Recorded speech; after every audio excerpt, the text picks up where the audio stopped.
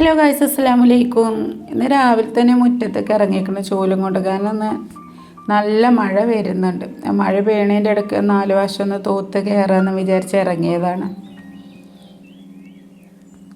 തൂക്കാതിരിക്കാൻ പറ്റത്തില്ല, കാരണം കണ്ടോ മുറ്റത്ത് നല്ലോണം ചപ്പുണ്ട്. അപ്പോൾ അതൊക്കെ ഒന്ന് തൂത്ത് വാരി കൂട്ടി വെച്ചാൽ വൈകുന്നേരം തീ കൊടുക്കാമല്ലോ. പിന്നെ ഇന്ന് സ്കൂളൊന്നുമില്ല പിള്ളേർക്ക്, വൈകി എണീറ്റാലൊക്കെ മതി. ഞാൻ അടുപ്പത്തുനിന്ന് തന്നെ വൈകിയ കയറിയത്. പിന്നെ എപ്പോഴും സ്റ്റോക്കായിട്ട് മാവ് ഫ്രിഡ്ജിനകത്ത് ഉണ്ടാകും. അതുകൊണ്ട് പിന്നെ എപ്പോൾ വൈകിയാലും നമുക്ക് അവർ എണീക്കുമ്പോൾ ഉണ്ടാക്കിയാൽ മതിയല്ലോ.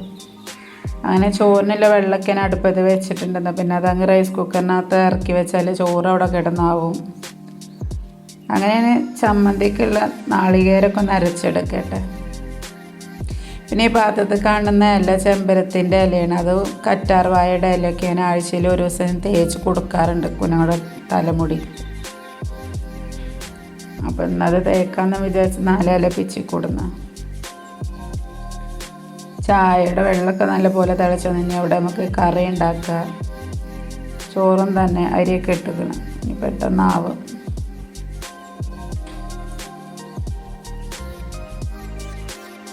നിങ്ങളെൻ്റെ ചാനൽ ആദ്യമായിട്ടൊക്കെ കാണുമെങ്കിൽ ഒന്ന് സബ്സ്ക്രൈബ് ചെയ്ത് കാണുക, സ്കിപ്പ് ചെയ്യാതെ കാണുക, ലൈക്കും കമൻറ്റൊക്കെ തന്നെ ഒന്ന് സപ്പോർട്ട് ചെയ്യുക.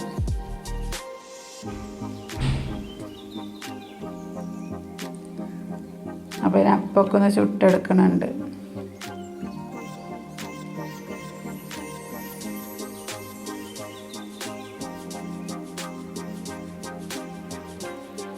ചോറൊക്കെ നല്ലപോലെ തിളച്ച് വന്നിട്ടുണ്ട്. കണ്ട് ഞാൻ പറഞ്ഞ മാതിരി തന്നെ നല്ല മഴ പെയ്തു പോകും. നല്ല മഴ ഉണ്ടെന്ന് എന്താണെന്നറിയില്ല. അതുവരെ വെയിലായിരുന്നു 2 ദിവസം. ഞാൻ വിചാരിച്ച് മഴ പോയെന്ന്. മഴ പോയിട്ടൊന്നുമില്ല, നമ്മളിട്ടേച്ച്. ഞാൻ ചോറ് തന്നെ റൈസ് കുക്കറിനകത്ത് ഇറക്കി വെച്ച് ഞങ്ങൾ പലഹാരമൊക്കെ കഴിക്കട്ടെ, എന്നിട്ട് വേണം ബാക്കി കറിയൊക്കെ ഉണ്ടാക്കണമെങ്കിൽ. അങ്ങനെ ചായയുടെയൊക്കെ കഴിഞ്ഞ് പിന്നെ പിള്ളേരെ കുളിപ്പിച്ച് കയറ്റി രാവിലെ കുറച്ച് നേരം അവരൊന്ന് പഠിക്കാനിരിക്കട്ടെ. രാവിലെ ഇരുന്നാൽ കുറച്ച് നേരമൊക്കെ ഒന്ന് ഇരിക്കും അവർ. പിന്നെ ഹോംവർക്ക് ഉണ്ടാവും, മാത്സൊക്കെ നല്ലപോലെ. അവിടെ കൂടെ ഒന്ന് ഇരുന്ന് കൊടുത്താൽ മതി, അവർ തന്നെ ഇരുന്ന് പഠിക്കാനൊക്കെ ഇരിക്കും.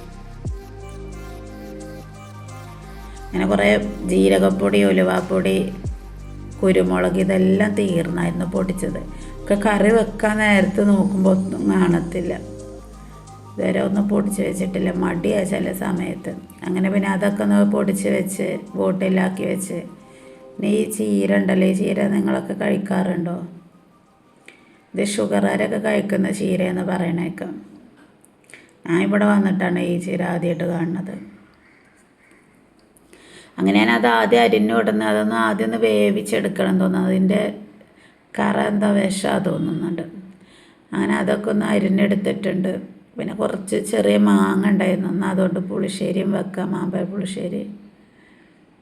അങ്ങനെ ചീരയും വേവിച്ചെടുത്ത് ഞാൻ അതിനകത്തേക്ക് പച്ചമുളകും തേങ്ങ ചതച്ച് വെച്ചതുണ്ടായിരുന്നു, അതൊക്കെ ഒന്നിട്ടൊന്ന് ഇളക്കിയെടുത്ത്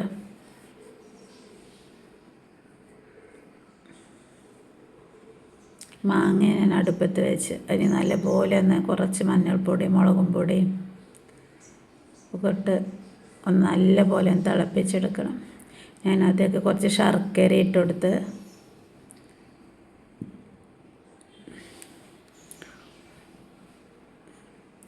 നാളികേരവും കുറച്ച് തൈരും ചേർത്ത് നല്ലപോലെ നരച്ചെടുത്ത്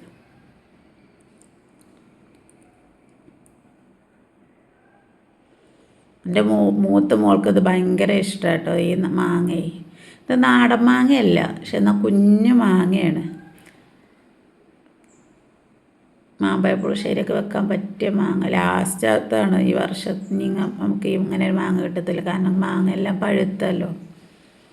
ഇനിയിപ്പോൾ അടുത്ത വർഷമേ മാങ്ങ കിട്ടത്തുള്ളൂ. അങ്ങനെ അതെല്ലാം കഴിഞ്ഞ് ഞാൻ പിന്നെ ക്ലീനിങ്ങും കുറച്ച് പാത്രം കഴുകാണ്ട് അതൊക്കെ ഒന്ന് കഴുകിയെടുത്ത് വെച്ച്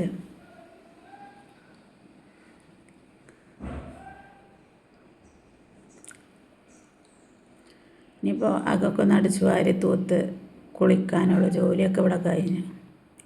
അപ്പോൾ ഇത്രയൊക്കെയുള്ള വീഡിയോ, ഇന്നത്തെ വീഡിയോ കണ്ട് എല്ലാവരും ഒന്ന് സപ്പോർട്ട് ചെയ്യുക, സബ്സ്ക്രൈബ് ചെയ്യുക. അത് കാണുന്നവരുണ്ടെങ്കിൽ എല്ലാവരും സബ്സ്ക്രൈബ്